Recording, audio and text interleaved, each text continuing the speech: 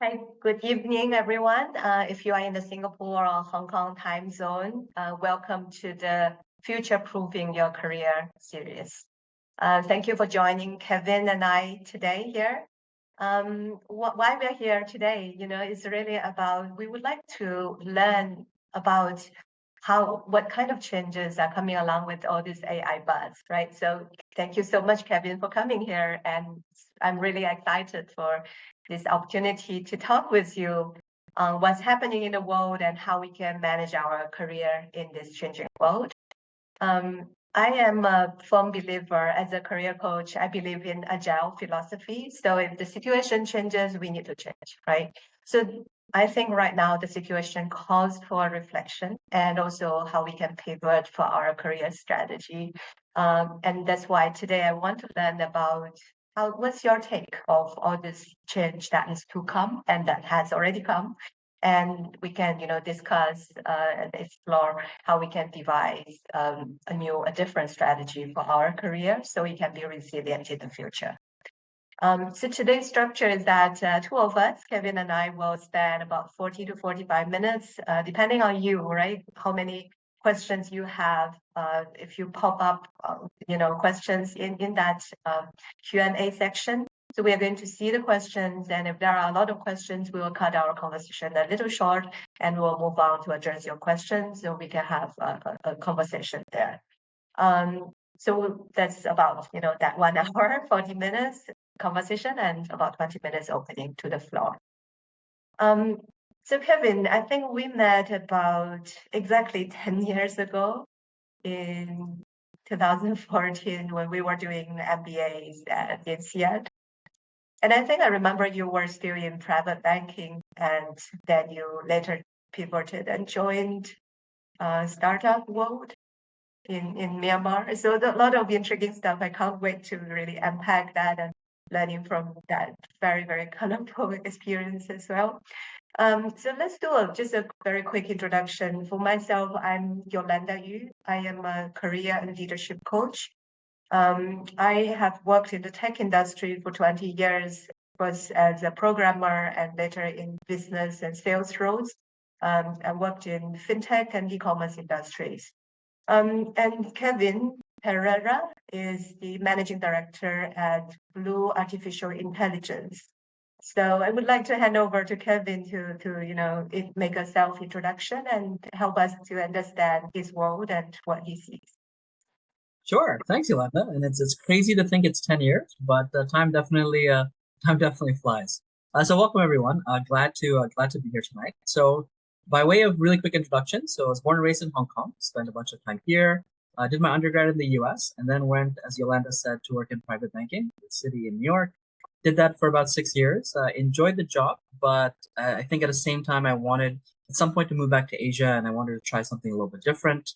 So that was really the motivation for going to INSEAD. So I went to INSEAD, and post INSEAD, I promised myself two things. So number one, I wanted to change from finance, and number two, I wanted a little bit of an adventure.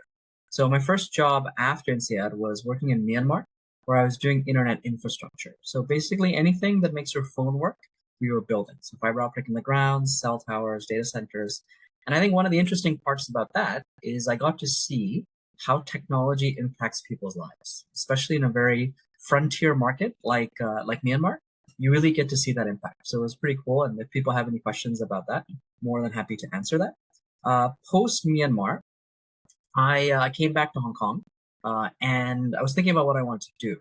And I met an INSEAD alum actually in Hong Kong who had been working in artificial intelligence. He said, "Hey, I'm opening my own consulting shop. Would you like to join?"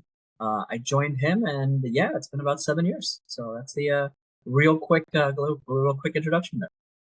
Wow, yeah, that's a lot to unpack, and I'm really curious about the Myanmar part as well. Later, if we get time, we can get into that. So I think maybe share with us a bit, Kevin, on what you do today. So exactly, right. So is it that do you invent robots or do you talk to humans about about others? Sure. Yeah. So basically, on the consulting side, what we really do. So my company is called Blu Artificial Intelligence, and we do AI consulting and also AI education. And when we started about 7 years ago, we thought it would be all about implementation and, like you said, right, like making the robots. I think we very quickly realized after about 3 months that just because you have artificial intelligence in the name of the company doesn't mean people will come running. And if anything, we asked around, a lot of people said that when they think about AI, they feel either fear or confusion, right? And I think fear, we can get into it a lot, but I think the confusion is that there's a lot of math that underlies AI, and there's also a lot of technical jargon. So that's a barrier for a lot of people with AI. And then also and there's also a lot of fear, right? And that also comes from many places, which we can unpack later. But I think the only way you address fear and confusion is actually through education.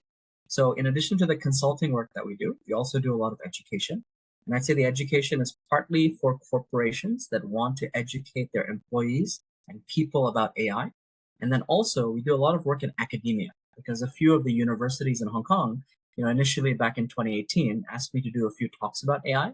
And that eventually morphed into full credit classes for MBAs, master's students, and undergrads as well. So I have a lot of views on AI and education, which we can certainly discuss in the Q&A too. But we do a lot of education within academia. So I'm an adjunct professor. So what that means is I'm not like the typical professor that does a lot of research, but I'm more there for teaching, and I have also one foot in the industry as well. So I come to the education area from a slightly different angle. So to summarize, Blu, we do AI consulting and AI education, and the education is on one side corporate and one side academia. I'm really curious about the fear. You said that the fear is coming from a lot of places. So my hypothesis is that we tend to have fear when something we don't understand that's coming. And when there are a lot of those theories, a lot of the warnings about, they are so powerful, they can wipe us all out. So I wonder if that's what you're referring to, or are there more nuances around those fears? Yeah, so I would say the sources of fear. Maybe we start with that one. So I think one of the sources of fear is definitely Hollywood, right? So any movies with AI in it tends to end up badly for the human beings, right? Just think Terminator, Skynet, Her, the newest Mission Impossible movie. I can keep going on and on. But I think when people see these types of themes, i.e., like bad for humans, if that theme is reinforced for 15 to 20 years, people start to build very strong negative associations. So I think Hollywood and maybe even sci-fi to a certain extent has added a component of fear there. So I think that's one part of it. Then the second part of the fear, I think, is that a lot of people are afraid that AI is going to come and take away their job, right? So, you kind of see that a lot with the media, sensationalist headlines. So there's a bunch of, there's, I think, two main forces there that are really contributing a lot to the fear. And, I think to a certain extent, people can get over the movie stuff, but the jobs part tends to hit quite close to home for many people. And so that's why I think many folks are concerned at sort of how, that's coming to the reality now. Yeah, I think that feels really real, right? Like if AI can do my job, like even I would say that it's real for me too, right? I sometimes consult ChatGPT, and then what if that day comes that people don't need coaches anymore? People just go to ChatGPT and say, I have this problem with my boss, what do I do? Or I have, I am in this place in my career and then I want to be elsewhere, what do I do? Thankfully, today, of course, I see it's still a lot more generic kind of response from ChatGPT, but it does make me think that, that percentage that we can rely on such intelligence will just keep growing. And we as humans, how do we kind of stay relevant in the times that in today? And Yolanda, I think in addition to just like purely do I have a job or not, I think there is a one level deeper component there, which is what is my self-worth, right? Because I think a lot of people tie their self-esteem and self-worth to their job. And, I'm not saying it's a bad or good thing. It's just an observation that I see a lot of people doing. And so if you ultimately do that, then if an AI comes in and takes that away, that's also very scary from a psychological perspective as well. Right? So I do think, and we'll probably get into different mentality shifts that we need. But I think one of them is that, this idea that I am only worth as much as the quality of my job or the quality of my work output. I think that's something that we need to focus in a bit to maybe move away from a little, because I think that that association could have been strong previously. But now with AI coming in, I think there's going to be a few changes in the sort of the work systems that we see. And that I think is an association that hopefully we can start to move away from a bit. Well, that's really interesting. So we can actually move away from that system where we kind of take our worth and value from our work. And now we can say, oh, well, AI is doing the job. AI is doing the work, right? So my worth is elsewhere, something else. But how would that be possible? How does that? How do you think that might work? Sure. So, there's plenty of frameworks. I mean, I get asked about this in academia and corporates as well. So I think maybe I can start with like some of my thinking on this. And I think the way we're going to see some of these work systems change is that I don't think it's really about job automation per se, but I think it's more about task automation, right? So for people on the About call, what? I'm sorry. about task automation. So TASK, task automation. So the framework I'd like to encourage people to think about is that every job consists of certain tasks.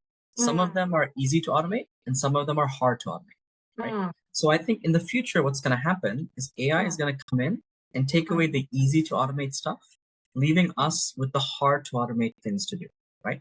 And so I think the way existing jobs will evolve is that we are going to see the human beings left with the hard to automate stuff.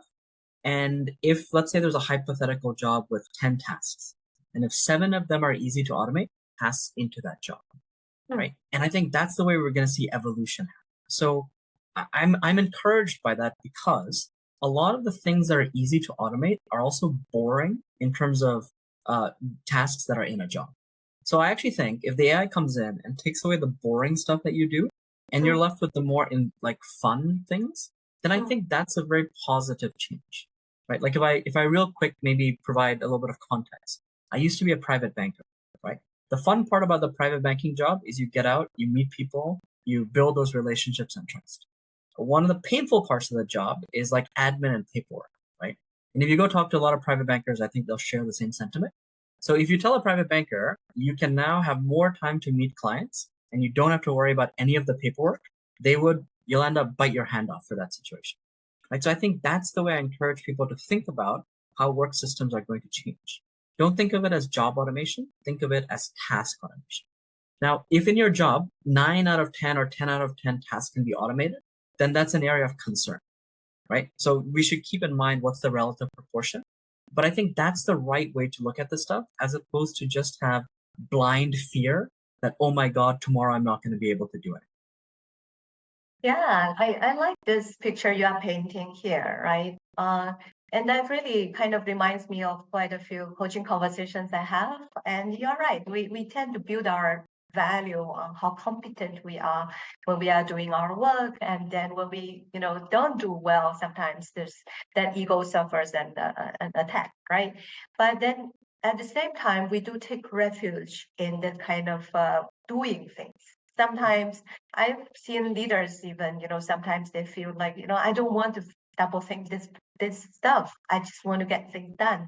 In the sense that we are hiding in getting things done instead of really coming out and say, okay, that getting things done is being handled. And now my responsibility is to be able to think, to see differently, to be creative, and to be solving some real challenges that we can see. I think that's where it actually allows us to take more agency than we are just happily kind of entertaining ourselves and say, I've got a lot of things done. It's not about the task. Yeah. Yeah, I mean, I just think being busy for the sake of being busy is a bad idea. I think if you were, let's say you work maybe 75% of the time, but you really were thinking about the issues, you're really adding a lot of value, I actually think that's not a bad thing, right? And if the busy work, if it goes away, we are given more free time, A, like you said, to do high value tasks, but B, also to do our, pursuits of, hobbies or things that you enjoy, things that you like. My sense is, people probably become happier with that, right? Again, that's just my theory. We'll see, but I think that's the way it goes. Do you think it's actually possible we all start to just work for 4 hours a day, a week? So Yolanda, and I appreciate you asking the question, right? So whenever I think about these things, I always look at human history, right? And if you kind of look back to when they first invented the computer, right? And maybe let's take a certain specific job. So let's say something like investment banking, right? Where people are working quite hard. And I think what you find is once the computer got kind of included in their work streams, they actually started working longer, right? So they were becoming more productive, but at the same time, they were working for longer and at a higher productivity rate. So I think just because we have productive tools doesn't necessarily mean we work less, right? So I think that's not necessarily a standard assumption you can make.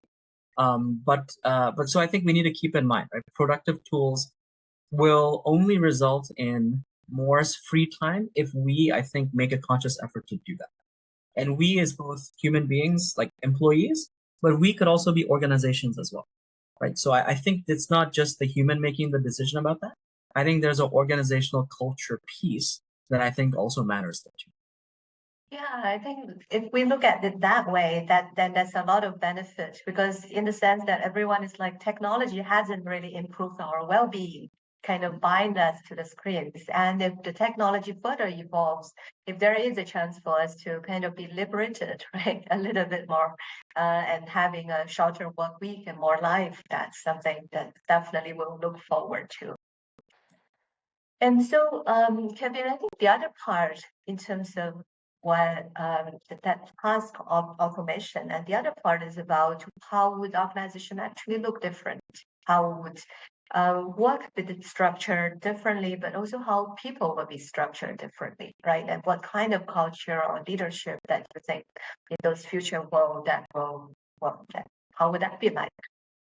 Sure. So I think there'll be a few changes if we follow the task automation thing I was talking about before. I think there will definitely be some changes alongside function, right? So there are certain functions, for example, that have easier to automate tasks there, and that then I think changes the nature of some of those jobs. Okay, so let's for example just take marketing. I think that's probably a good one, right? So what you see with a lot of AI now is that in the last sort of 1.5 2 years, we've seen the rise of what we call generative AI, right? And generative AI means that AI is now creating content, or from the stem of the word, generating content. And we never had that type of AI before. Like previously, before Gen AI, it was all about computers and AI looking at existing data that was already there and then coming to conclusions based on that existing data. The thing about Gen AI is now Gen AI is actually creating stuff, right? And that's a fundamental shift from what we've seen before. So if we take a function, for example, like marketing, right? One aspect of marketing is creating a lot of content. So it could be creating copy, it could be articles. There's a lot of things that happen sort of in the marketing space. And so I think what happens there is the shift, right, from the human being. It moves from one of content creation to content editing, right? So now what it means is AI takes the first crack at doing something, and then we as a human beings then take what the AI is producing and adding our own spin to it, right?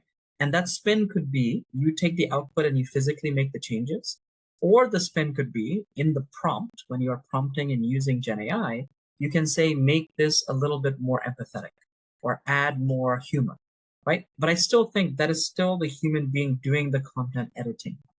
It's just that sometimes you'll take the words and change them yourselves. Other times you'll encourage the AI to change it for you. But I still think the function is moving from content creation to content editing, right? So I think it's very related on which function you're in. And that's why I brought up the framework of task automation before, because I think individual people need to think about their tasks and their jobs to think about how things are going to change.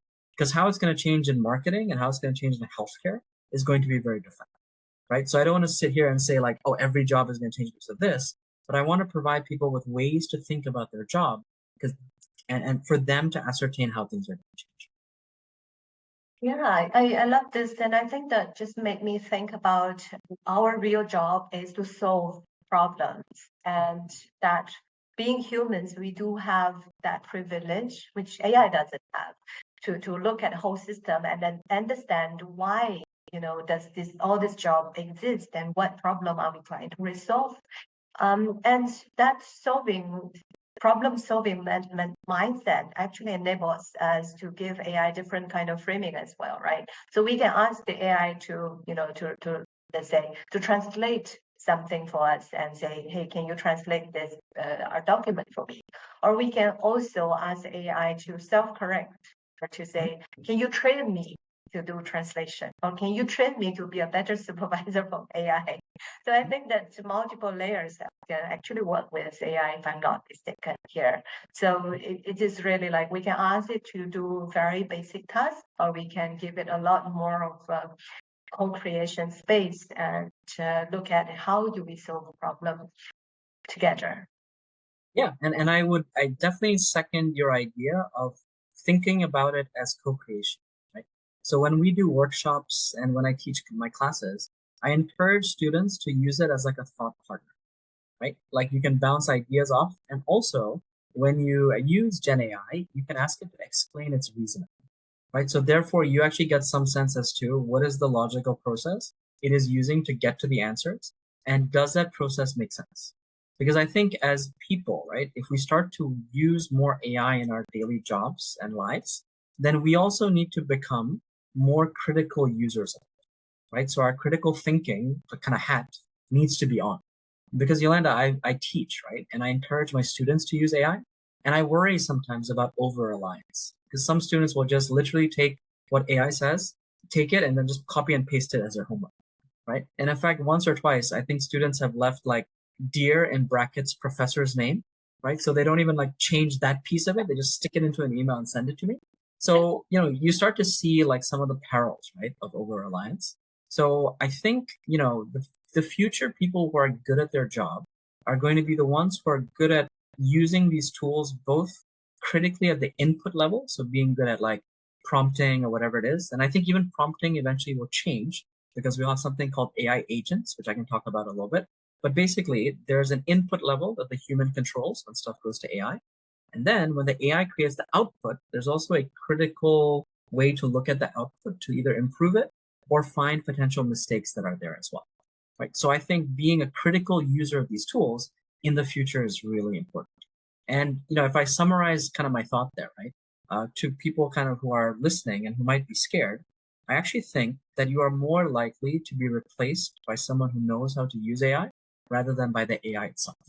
So if you become good users of these tools, I think that is going to be a really powerful skill going forward. The thought here goes, wouldn't AI tool be like something like Microsoft Windows or Office in the future? Like it just becomes by default if you were to work in a corporate or work anywhere, you need to know them.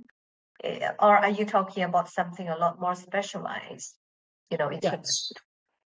Yeah, great question. Right. So I think right now, like things like ChatGPT are very generalized tools. Right. So whether you work in a healthcare or hospital, let's say, or whether you work in finance, people may still use, let's say, GPT-4.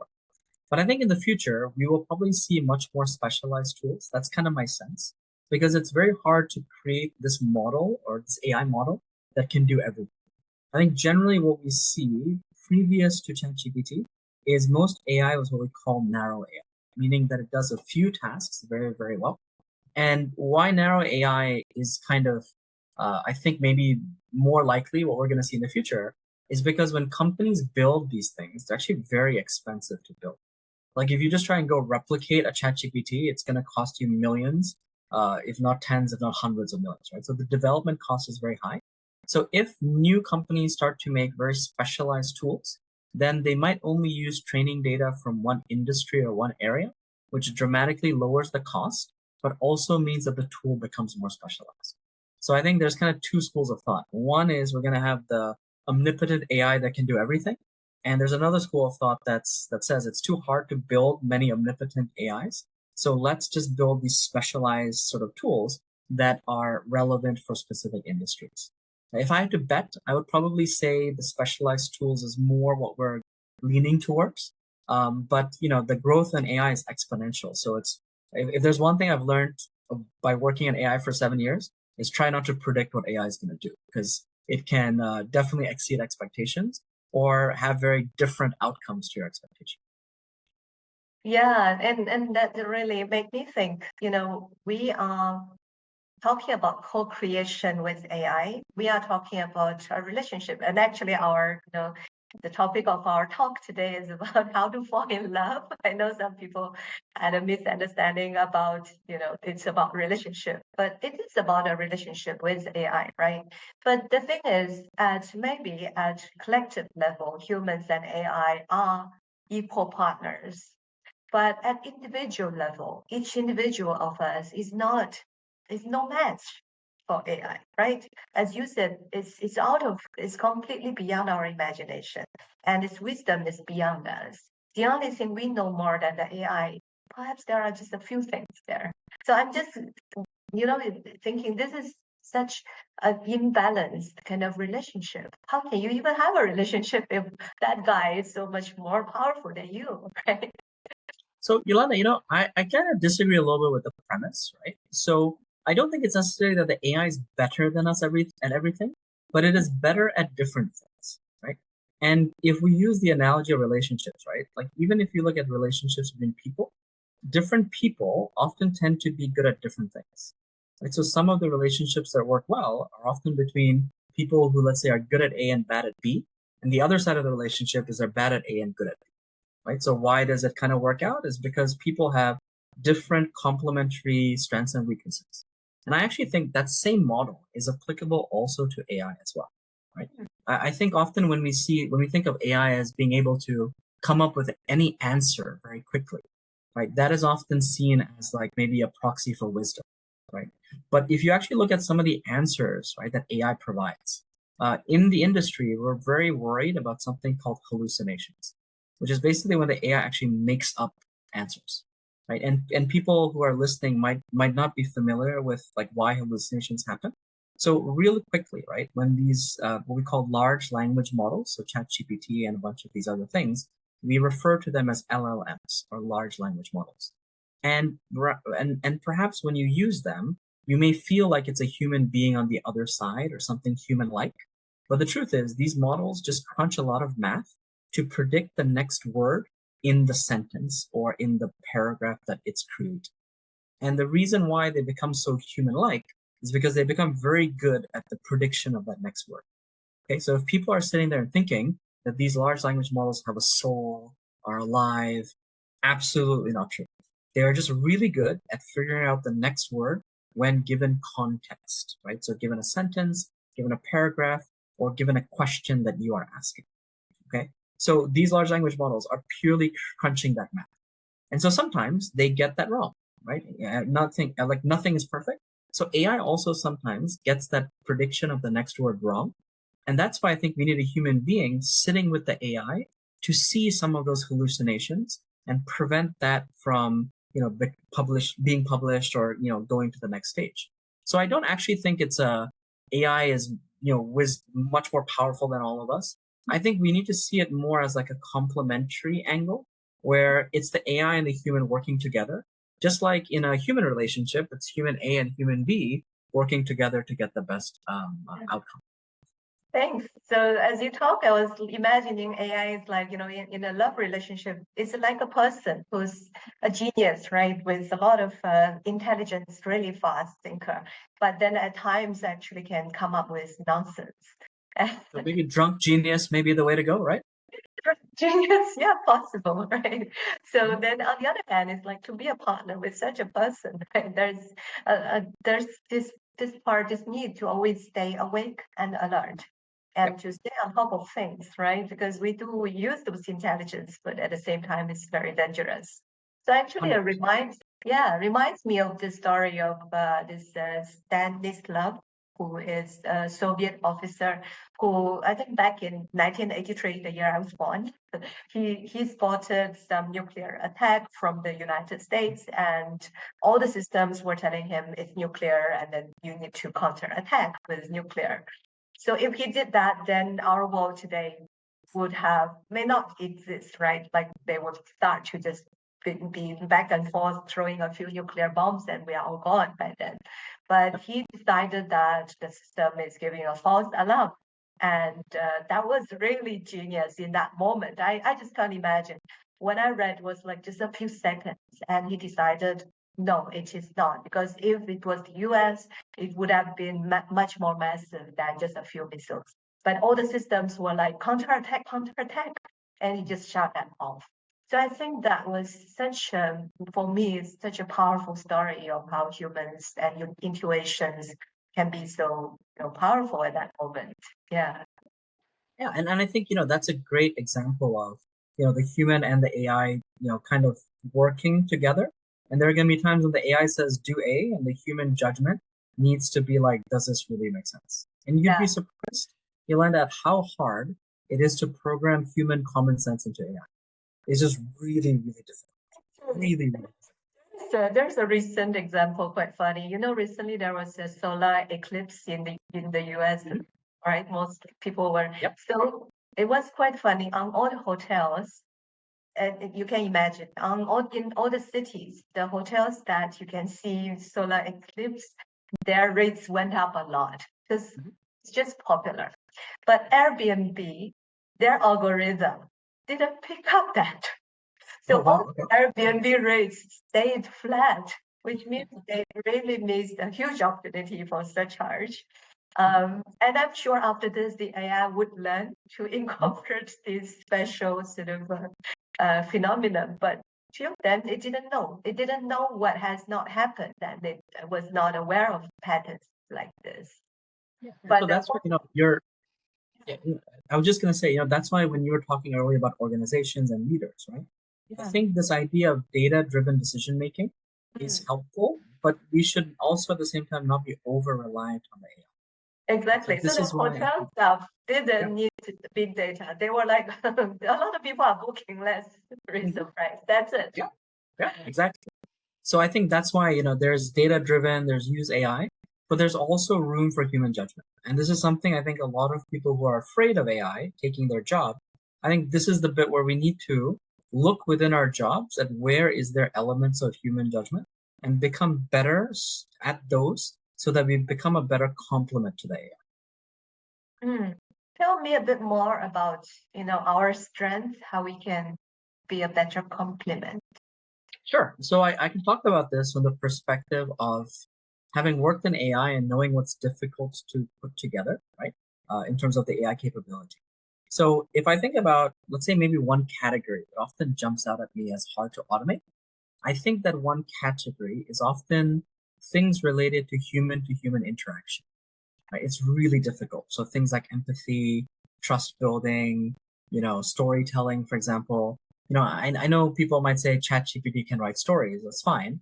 But you still need a human being to prompt it in the right way to write the correct story for the right situation, right? So maybe the skill itself changes a bit, but I think you need a human being there. And I think those, like again, trust building, storytelling, etc. I think they are very human orientated skills that we need to get better at as just people overall. And I think sometimes when we see like education systems that are maybe pushing like hard skills, for example, I do think that that emphasis on hard skills probably has to lessen a little bit because AI from a task perspective can do a lot of the hard skill stuff. Whereas I think for the soft skill pieces, that's a lot more difficult. So actually, I don't know which classes, Yolanda, you took at INSEAD, but when I was there, I tried to take a lot of the soft skill classes. So I focused on things like career dynamics and self-assessment, psychological issues and management. I mean, those are just two titles that pop up. But I wanted to take more courses there because I think those for me were personally more interesting. Like when I was at INSEAD, like you said, I didn't know I was going to be an AI, but I happened to find those topics and subjects much more interesting. And I think, I've been a little bit lucky that the interest was also in an area that's hard to automate. So that's more by luck than skill. But I do think that if people now start to concentrate some of their personal development in those areas, I think that's going to be a good thing, right? Now, the one caveat I also have with that is, your listeners here may go and learn all the skills I mentioned.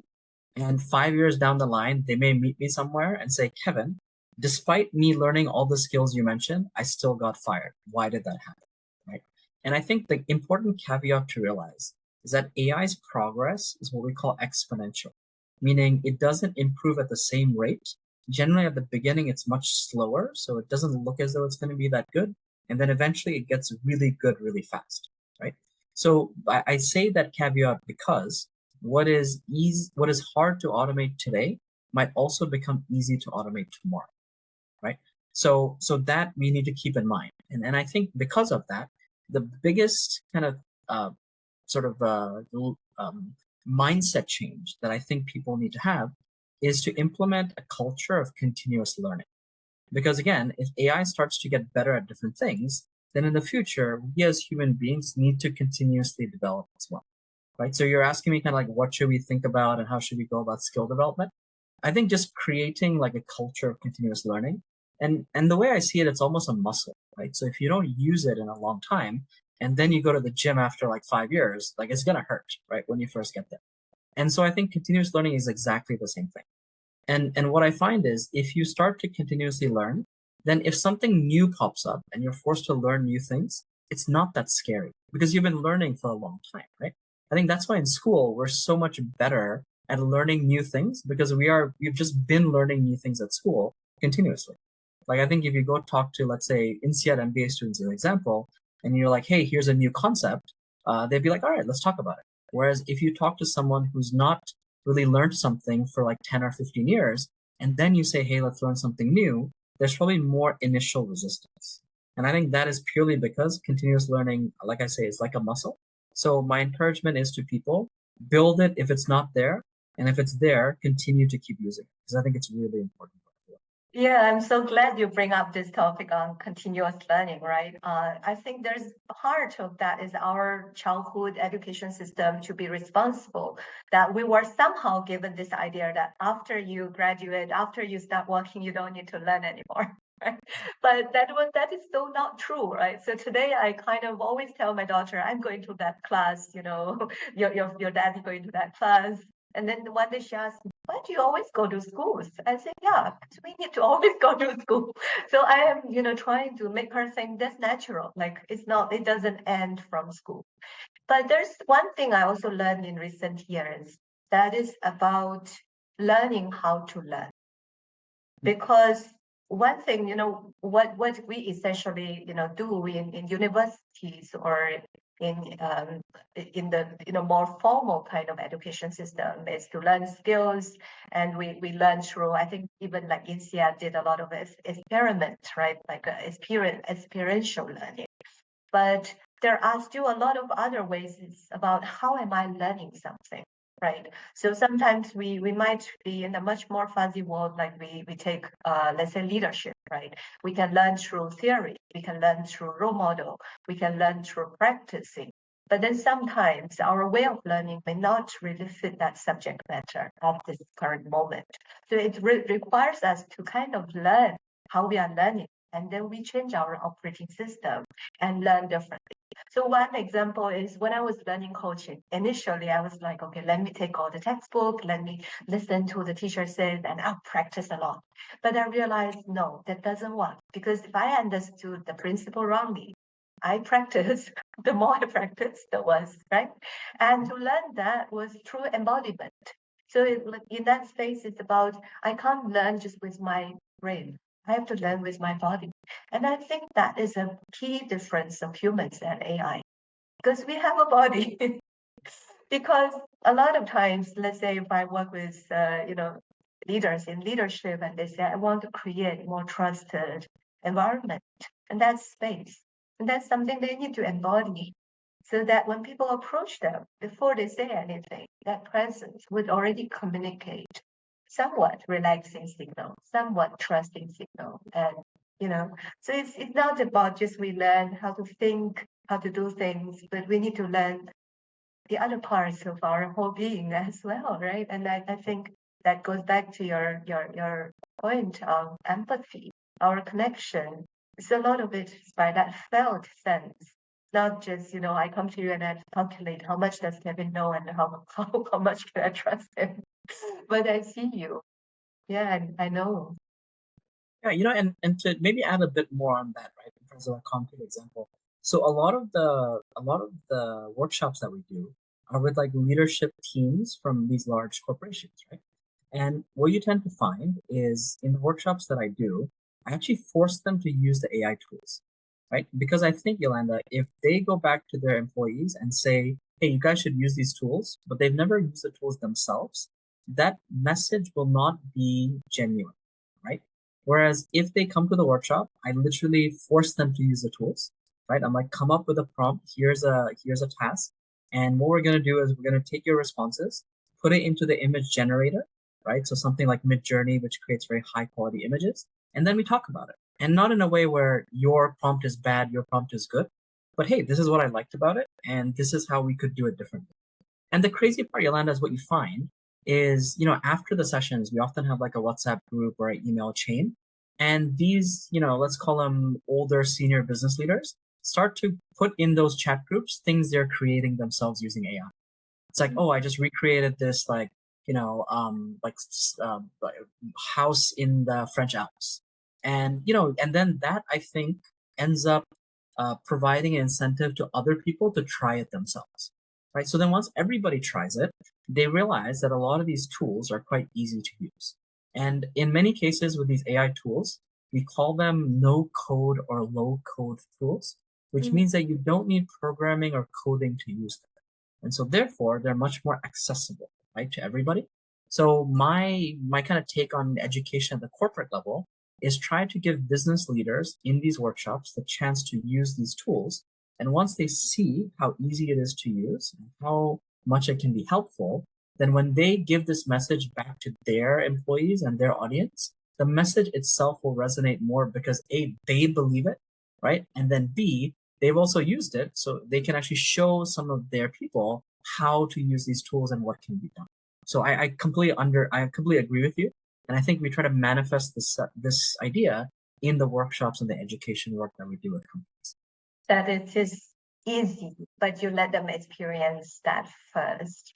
Yeah. So when I speak with the CXO levels, and a lot of them are saying, I am so passionate about AI, but I feel my organization, my employees are yet to catch up with that, right? So I think what you are doing is extremely helpful. Is for maybe they're one down or that even themselves to really experience it, and they start to bring that passion out of the other people. Yeah. So I just want to do a time check. So right now it's 7:45. So to the audience there, if you have any additional questions, so I think there are a number of questions already in the Q&A. We will go through some of them. But if you have some really urgent, top of mind question, please pop them in, and we are going to prioritize those questions as well.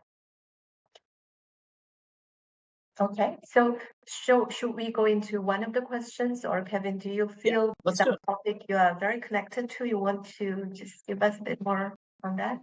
Let's do Q&A. I think it'll be relevant because I want to hear what people are thinking, and I'm happy to address kind of the issues that they want to touch. Sure, yeah. So I might just open. And I think there's one question that what roles are the growth hotspots in the coming years? Okay. Yeah, so that's an interesting one, right? So let me take that from the perspective of I'd say industries, right? So if I think about not just Gen AI, but AI overall, I think the way to think about where the opportunities are going to be from an AI perspective is to think about where are there going to be industries with large amounts of business model transformation, and then does AI help that business model transformation, right? And I'd say lastly, that if you see business model transformation happening, you're excited and passionate about that area, that might be an interesting hotspot for you to think about. So let's take an example, and I'll be a bit selfish here, right? So I'm going to pick an area of AI that I'm very excited about. So one of the areas that I think is pretty interesting is an area in healthcare that a lot of companies are looking at called preventative healthcare. So the idea is right now, healthcare is typically reactive, right? So you get sick, you go to the hospital. But what if in the future we could look at data about Yolanda, and then we could predict with, let's say, a high level of accuracy that in 10 years she might get this disease. Okay. And that's not like the gene stuff, right? I mean, the genes could be an input, but maybe we can look at her health or her x-rays or current data that exists. And so if the model of healthcare goes from, let's say, reactive, what it is today, to proactive tomorrow, that's actually going to open up a lot of new jobs in the future, right? So we're going to need people who specialize in helping the AI to make a prediction. We are going to need people who are sort of like doctors, but sit with Yolanda and say, Yolanda, I've got some bad news for you. But the bad news is that in 10 years, you might have this. So let's come up with a treatment plan, not like we're giving you medicine today to address a disease you have right now, but how about we do things, maybe lifestyle changes, maybe other things that will decrease the risk of that happening in the future, right? So it's almost like a preventative medicine doctor, right? Which is a completely new job that's never existed before, but will happen in the future. So I guess my point is the framework to identify hotspots would be to see where is business model transformation potentially coming, and then where might AI start to help some of this business model transformation. Yeah, and I think to combine that with a bit of career coaching framework is that we identify the needs of the world, right? As you said, there will be requirements from all these hot spots. And then we look at where we are, and then we create the link, like which is the reachable for me, that I do have some background in certain domain. So let's say healthcare and logistics are both going to be the hotspot, but my background is in maybe retail. Then logistics would be kind of a closer link for me. And then the next one is to look at, do I really have passion? Do I have a course to go towards it, right?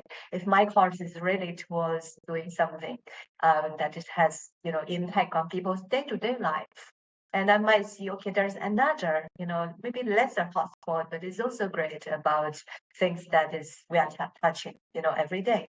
And that's where I can add value. That's what I'm passionate about. And I think that will be the closest or the shortest path for us to move forward.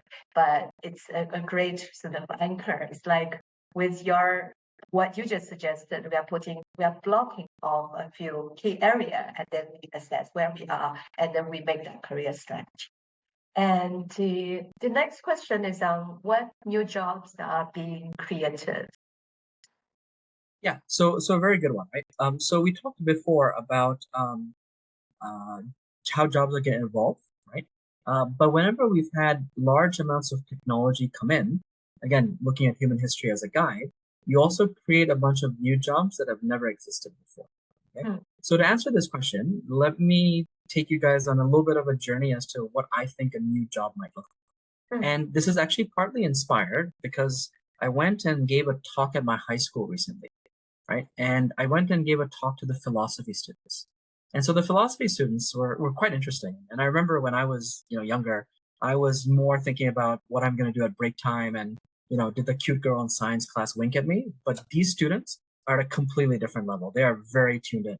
And so what they were saying was historically, philosophy was something that students did if they were bad at like math, science, and all this other stuff. And then eventually they hit the ground at philosophy, right? But in the future, they were saying that, with AI being able to do a lot of the technical hard skills that math, science, and some of those areas offer, in the future, companies might start to hire people who are responsible for thinking about what is the right way to use AI.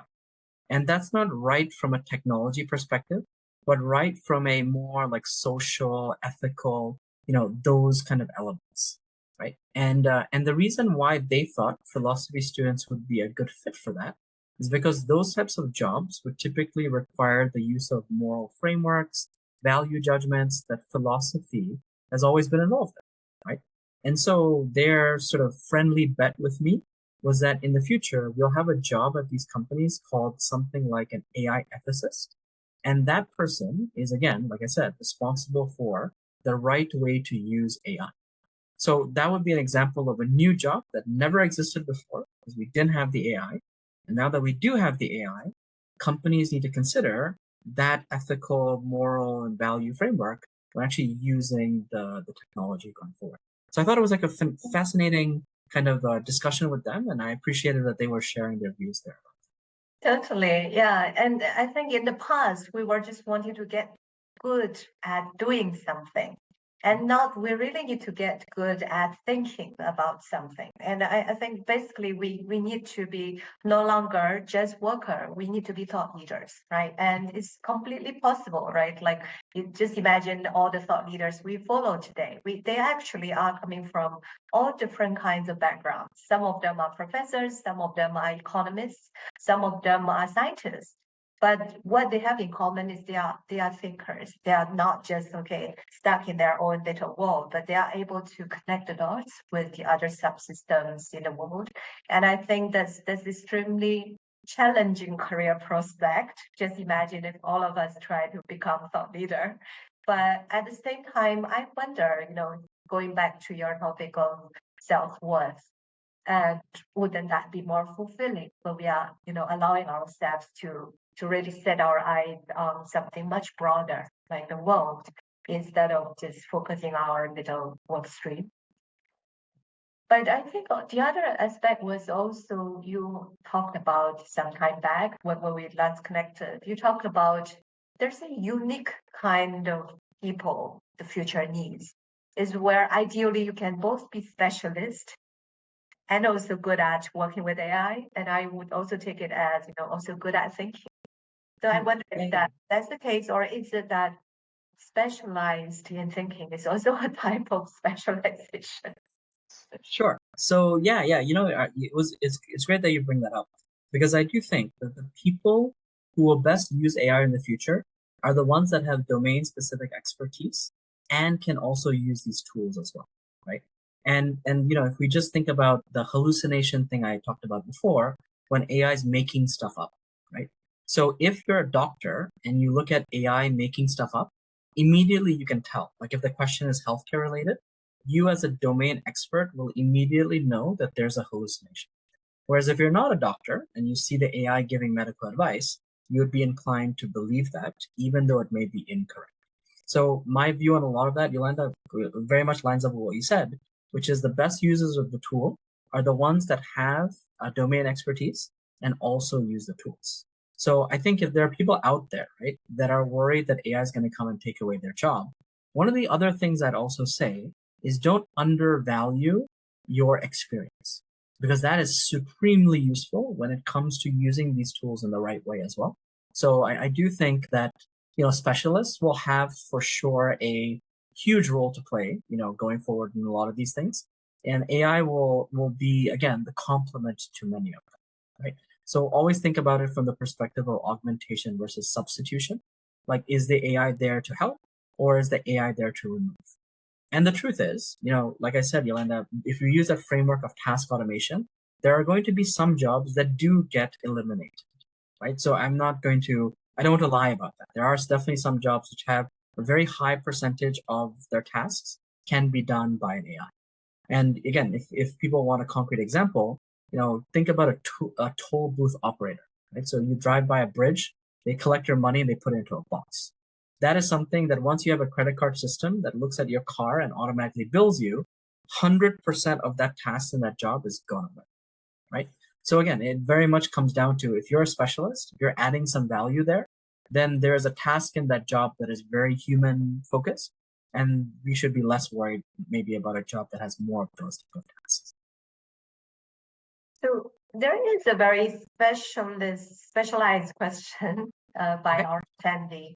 How to succeed in a financial services business in a frontier jurisdiction like Cambodia?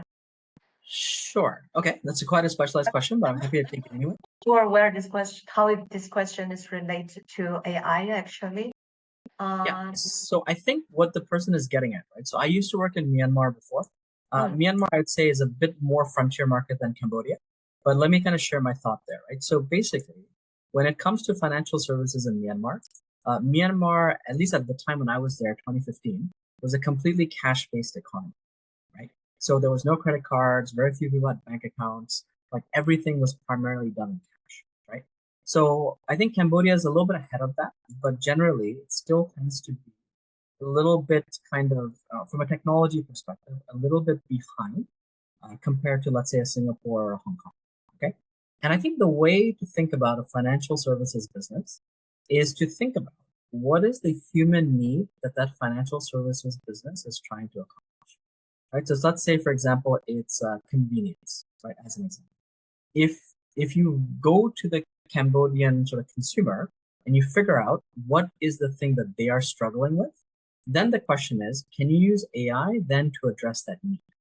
Right? Like the way I define AI to my students and clients is I talk about it as a tool to achieve an objective, right? So if, for example, you find that many people are afraid of carrying that much of cash because they're concerned about security, then something like AI, mobile payments actually makes sense to address that specific need.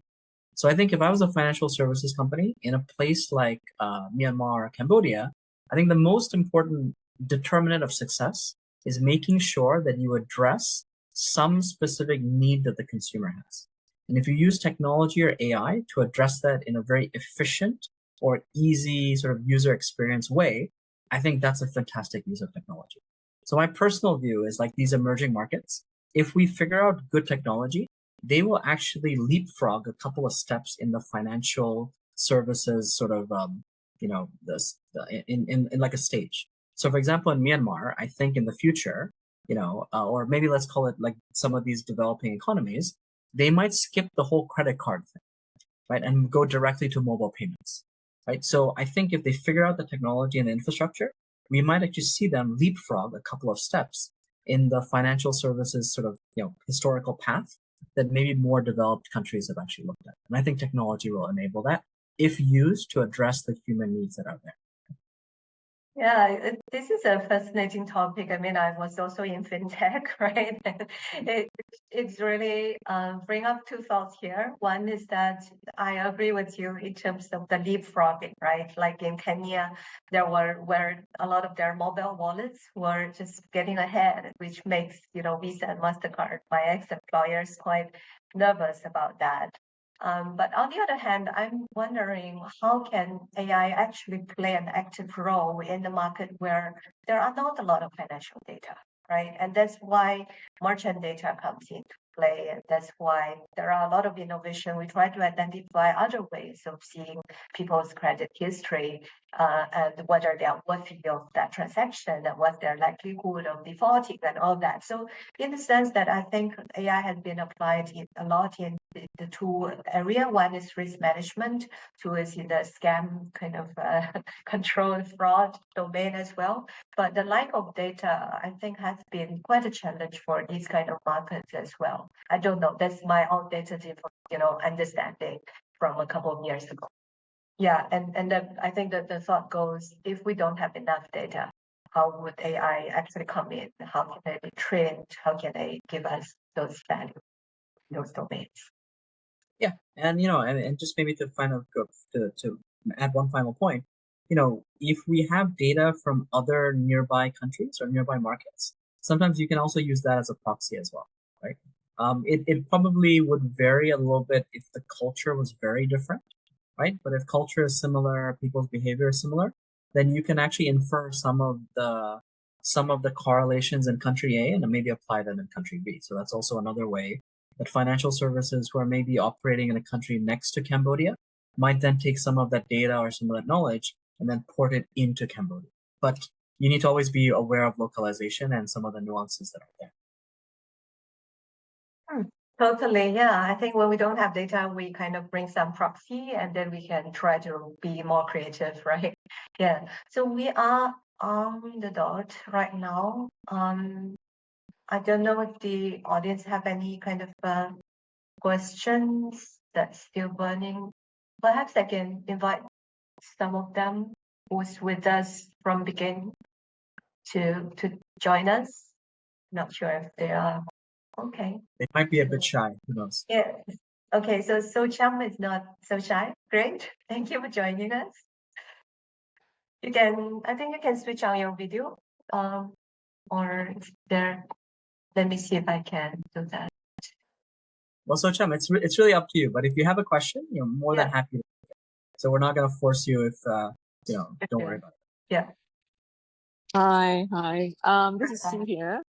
Thanks very much, both of you. I think it's been fascinating to learn about how AI is, impacting our lives and the ways we can, utilize it properly.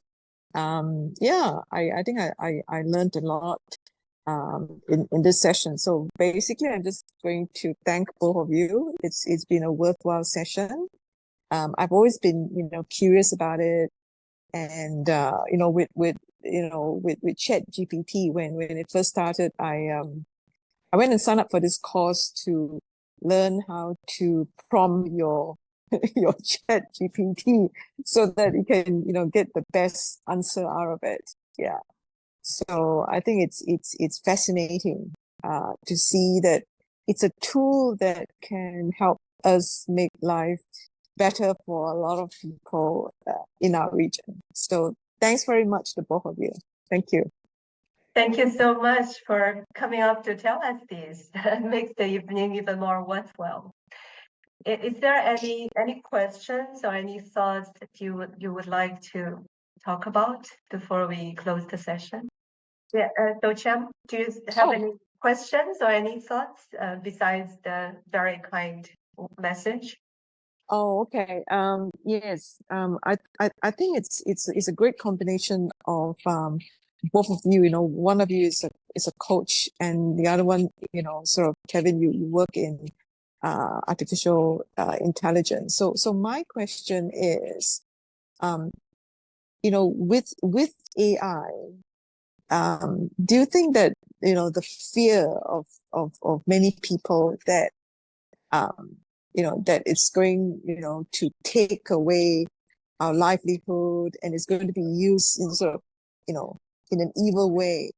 I mean, is that something that worries you and keep you up at night? I mean, it's like dynamite, sort of like if you use it for good purposes, right? Or you can use it for war. So is AI that sort of thing? Is there anything in AI that keeps you up at night, worrying? Thank you. Sure. Yeah. Thank you for the question. I think it's a really good one. So yeah, if I pick like one area that scares me, it's about the area of autonomous weapons. Like I really worry about that, right? Because if you think about like a fighter jet today, right? A big chunk of what's on the fighter jet is there to keep the pilot alive. But if we move to continuous or complete autonomous weapons, then that space is replaced by more kind of spots for bombs and things like that. So I very much worry kind of high level about autonomous weapons. So that's one area of fear. I think on your related kind of to your earlier point, I think when it comes to jobs and the fear that comes there, I guess the thing I'm most concerned about is actually not the long term and the medium term. Because I think in long term and medium term, the job evolution I talked about will happen. And also new jobs will be created. And I think eventually we'll figure out how to retrain our people to address them. But what I am concerned though is about the short term, right? And let me explain my view there. Because whenever we've seen huge technology change that affects jobs, normally it happens over a lot longer. So a good example of this is actually when us human beings are working on farms, right? So many people are employed in farming, and then eventually they bring or develop the tractor, right? And the tractor can basically do a ton of what the human beings who are in the fields picking stuff can do. But if you think about a tractor, it still takes 50, 70, 100 years for every farm to get a tractor, right? Because the factory has to build a tractor, they got to get all the parts, they got to figure out all the after sale service, blah, blah, blah. But the difference with generative AI is like overnight, you, me, and grandma can use ChatGPT, right? And I think we've never had that big of a change in that short of a time frame. So that's why I think initially there's going to be a lot of disruption because, like I said, there's going to be some jobs that do get affected, which have a lot of automatable tasks. And also, people have to upskill very quickly.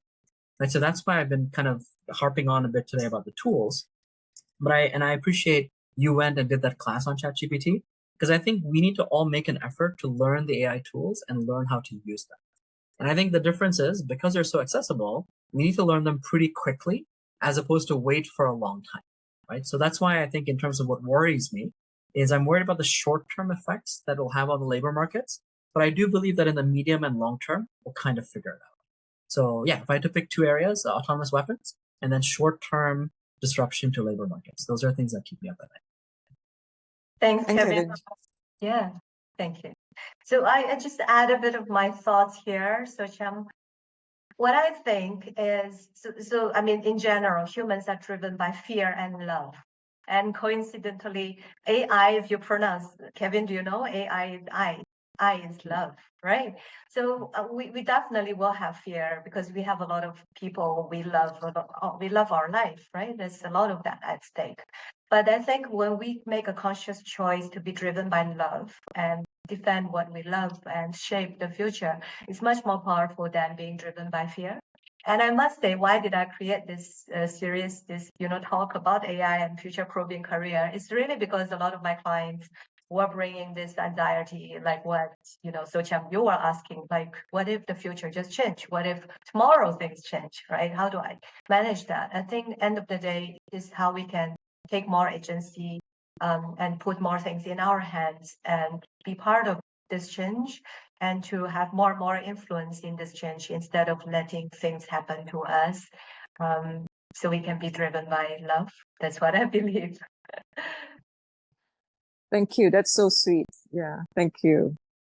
Thank you. And thanks for that question. I think that's really the question that was driven, behind my mind and driving this whole thing to happen. So thanks for naming it. Okay, so I think I should let Kevin go. And thanks to the rest of the audience. And we will call it a night. Hope to stay in touch elsewhere on LinkedIn. And we are going to publish this on YouTube and podcasts as well. So next series will be next Tuesday with the CIO. Perfect. Thank you, Yolanda, for having me. This was really fun. Thank you so much, Kevin. Learned a lot and I really enjoyed the conversation. All right. Bye-bye. Good night. Thank you. Thank you. Bye-bye. Good night. Bye-bye. Yeah, good. Okay, how did you like the flow? Good. I think it's still recording, by the way. It's what? Sorry? I think it's still recording. Do you want to stop recording? Sure.